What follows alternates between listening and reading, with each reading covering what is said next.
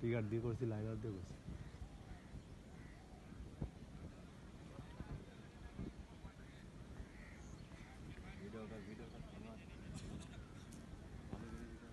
তুমি এরপর এটা লোড করবা, তুমি এরপর এটা লোড করবা। আচ্ছা, তুমি ব্যাচম্যান নাম আর লোড করবা এরপর এটা।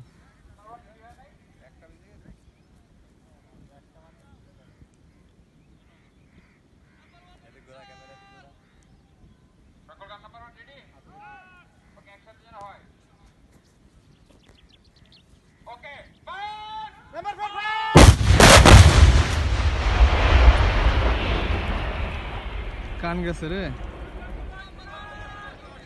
কাটিস নিয়ে বেস প্লেটের দুই পাশে ধর।